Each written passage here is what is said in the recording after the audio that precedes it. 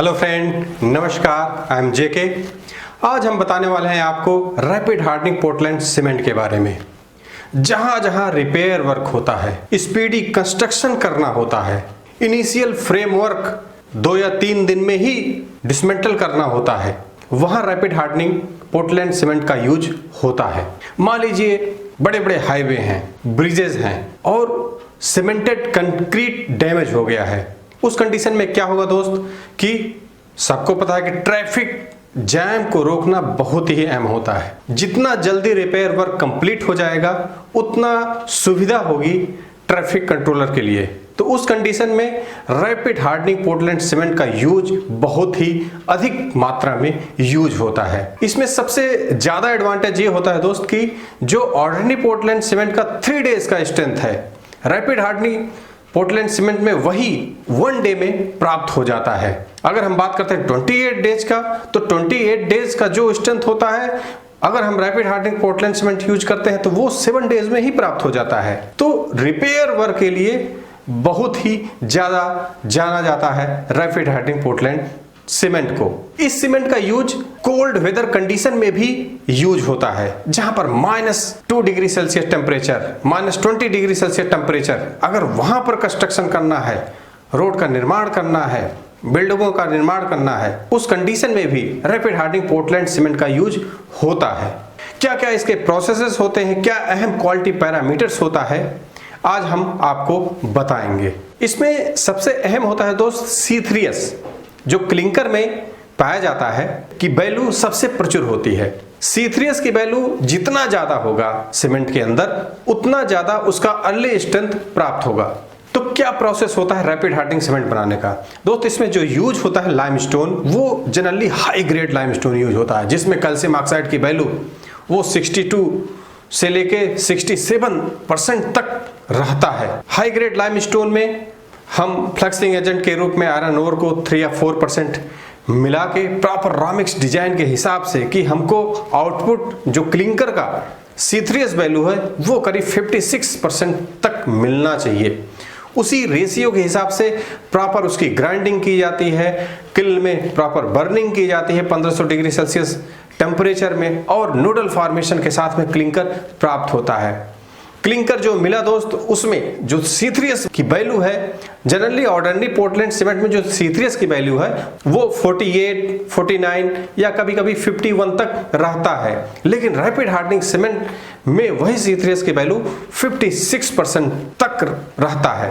C2S की value करीब 14% और C3A की वैल्यू करीब 7.5% तक रहता है। फिर इस क्लिंकर को हम जिप्सम करीब 3 to 3.5% ऐड करके प्रॉपर मिक्सिंग करते हैं क्लिंकर और जिप्सम का। उसको वर्टिकल रोलर मिल में, चाहे बाल मिल में या प्री ग्राइंडिंग मिल में प्रॉपर ग्राइंडिंग करते हैं 90 माइक्रोन साइज तक, और फिर जो प्रोडक्ट प्राप्त होता है आउटपुट में वो होता है rapid hardening Portland cement. Generally as per the Indian standard, अगर ये सीमेंट बन गया है फाइनली क्लिंकर और जिप्सम के ग्राइंडिंग के बाद, तो इसमें फर्दर कोई भी सीमेंटेशियस मटेरियल नहीं मिलाना चाहिए। तो हमने देखा कि जो रैपिड हार्डनिंग सीमेंट है इसमें क्लिंकर 96.5% और जिप्सम 3 to 3.5% तक मिला के प्रॉपर ग्राइंडिंग करके इसको बनाया जाता है। इसमें जो 1 डे स्ट्रेंथ है वो OPC सीमेंट से अगर कंपेयर करते हैं तो उसके 3 डेज के बराबर ही होता है। अगर हम इंडियन स्टैंडर्ड की बात करते हैं तो 1 डे का स्ट्रेंथ 16 MPa तक होना चाहिए RSPC सीमेंट का, और 3 डेज में स्ट्रेंथ 27 MPa तक होना चाहिए। अगर हम टारगेटेड वैल्यू की बात करते हैं, जो कि जनरली अगर रैपिड हार्डनिंग सीमेंट आप खरीदने जा रहे हैं उसका टेस्ट सर्टिफिकेट लेंगे तो आप देखेंगे कि जो 1 डे का स्ट्रेंथ है रैपिड हार्डनिंग पोर्टलैंड सीमेंट का वो करीब 33 तक मिलता है, और जो 3 डेज का स्ट्रेंथ है वो करीब 44 तक मिलता है। क्या क्या अहम क्वालिटी पैरामीटर्स होते हैं? इंडियन स्टैंडर्ड के हिसाब से जो फाइननेस होता है इस सीमेंट का वो करीब 325 मीटर के ऊपर kg तक का होता है, और टारगेटेड वैल्यू अगर आप चेक करने जाएंगे तो वो करीब 400 मीटर स्क्वायर पर kg तक रहता है। वही अगर हम 90 माइक्रोन सीप पे सीमेंट का फाइननेस चेक करते हैं तो जो रेजिड्यू प्राप्त होता है वो करीब 1 से लेकर 2.5 40% तक रहता है जनरली, और वही अगर हम 45 माइक्रोन सीप पे चेक करते हैं तो 15 या 20% से बिलो ही रेसिड्यू होता है। अगर हम इनिशियल सेटिंग टाइम की बात करते हैं तो इंडियन स्टैंडर्ड बोलता है कि 30 मिनट से कम नहीं होना चाहिए इनिशियल सेटिंग टाइम। अगर जनरली हम टारगेटेड वैल्यू की बात करते हैं कितना, अगर हम सेगमेंट का क्वालिटी चेक करते हैं कितना होगा, वो करीब 90 मिनट से लेके 130 मिनट या 140 मिनट तक रहता है। अगर हम फाइनल सेटिंग टाइम की बात करते हैं तो इंडियन स्टैंडर्ड बोलता है कि 600 मिनट से ज़्यादा नहीं होना चाहिए, मैक्सिमम नहीं होना चाहिए, और जनरली इसको जब चेक करते हैं तो करीब 250 से लेकर 300 मिनट तक फाइनल सेटिंग टाइम मिलता है रैपिड हार्डनिंग पोर्टलैंड सीमेंट का।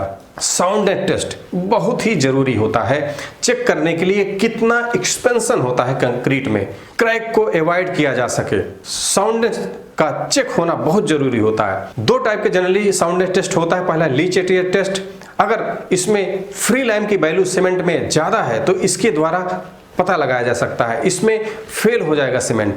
तो लीच एरियर टेस्ट में जो एक्सपेंशन होता है नीडल का वो 10 mm से ज़्यादा नहीं होना चाहिए। अगर 10 mm से ज़्यादा हो रहा है इसका मतलब है there should be something wrong in the cement, कुछ गड़बड़ है, या तो फ्री लाइम की वैल्यू ज़्यादा होगी या जो क्वालिटी पैरामीटर्स है उसमें कुछ लैकिंग हो रहा है। दूसरा है ऑटोक्लेव टेस्ट। दोस्त ऑटोक्लेव टेस्ट बताता है कि लॉन्ग ड्यूरेबल जो सीमेंट का परफॉर्मेंस है वो होगा कि नहीं होगा।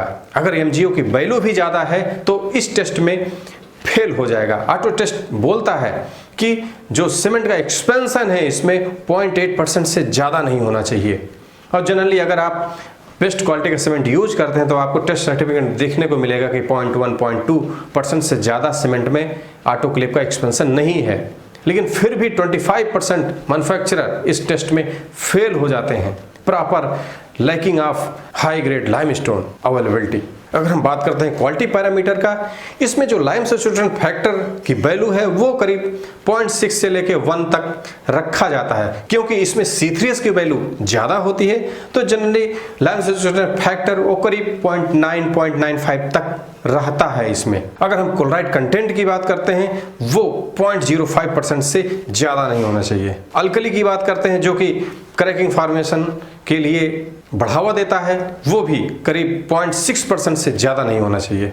इनसॉल्युबल रेसिड्यू 4% से ज़्यादा नहीं होना चाहिए। मैग्नीशियम ऑक्साइड मैग्नीशिया की वैल्यू 6% से ज़्यादा नहीं होना चाहिए। अगर 6% से ज़्यादा है तो मान के चलिए कि जब सीमेंट आप यूज करेंगे फॉर द कंस्ट्रक्शन पर्पज उसमें क्रैकिंग फॉर्मेशन होने के चांस ज़्यादा होंगे। Ratio of aluminium oxide to iron oxide, alumina modulus की वैल्यू 0.66 से कम नहीं होना चाहिए, मिनिमम 0.66 होना ही चाहिए। अगर हम C3A की बात करते हैं वो करीब 5 तक होता है। इसका मतलब है रैपिड हार्डनिंग पोर्टलैंड सीमेंट में जो हीट ऑफ हाइड्रेशन है कंपेयर करें OPC से तो उसकी तुलना में बहुत कम हीट ऑफ हाइड्रेशन होता है। अगर हम सल्फर कंटेंट की बात करते हैं तो 2.5% से ज़्यादा नहीं होना चाहिए। अगर मान लीजिए C3A की वैल्यू करीब 5 है तो उस कंडीशन में सल्फर कंटेंट की वैल्यू 3% तक एक्सेप्टेबल होता है। लॉस ऑफ इग्निशन, ऐसा तो नहीं कोई भी अल्टरेशन है या क्वालिटी उसका डिफर कर रहा है तो लॉस ऑफ इग्निशन 5% से ज़्यादा नहीं होना चाहिए। तो हमने देखा दोस्तों कि जो एप्लीकेशन है रैपिड हार्डनिंग पोर्टलैंड सीमेंट का सबसे ज़्यादा यूज होता है रिपेयर पर्पज के लिए। रोड में आप देखते हो कि कंक्रीट का रोड है, डैमेज हो गया है, उसको सडन रिपेयर करना है और जो स्ट्रेंथ है, जो 3 डेज का स्ट्रेंथ है उसको हमको 1 डे में ही लाना है तो रैपिड हार्डनिंग सीमेंट का यूज करके हैवी ट्रैफिक का प्रॉब्लम को सॉल्व किया जाता है यहाँ पर और कंस्ट्रक्शन को स्पीड अप कर दिया जाता है। जनरली जो फ्रेमवर्क है जल्दी से रिमूव किया जाए। प्रीकास्ट इंडस्ट्रीज में जहाँ पर प्रीकास्ट फैब्रिकेटेड कंक्रीट स्ट्रक्चर बनते हैं, आजकल प्री फैब्रिकेटेड घर बनने लगे हैं, वहाँ भी generally rapid hardening Portland cement का भी यूज हो रहा है अगर हमको कंस्ट्रक्शन को स्पीड अप करना है। अर्लियर रिमूवल फ्रेमवर्क के लिए भी इसका यूज होता है, प्लस कोल्ड वेदर कंक्रीट के रूप में भी जाना जाता है जहाँ भी इन्वायरमेंट का टेम्परेचर माइनस में है। तो दोस्त आशा करते हैं आज आपको रैपिड हार्डनिंग पोर्टलैंड सीमेंट के बारे में पता चल गया होगा। अगर हमारा वीडियो आपको पसंद आया हो लाइक और शेयर जरूर कीजिएगा। अगर हमारे YouTube चैनल पर नए हैं तो सब्सक्राइब करना ना भूलें, बेल आइकन को जरूर हिट कीजिएगा जिससे आपको लेटेस्ट अपडेट नोटिफिकेशन मिलता रहेगा, हमारा मोटिवेशन बढ़ता रहेगा। वीडियो देखने के लिए बहुत बहुत धन्यवाद।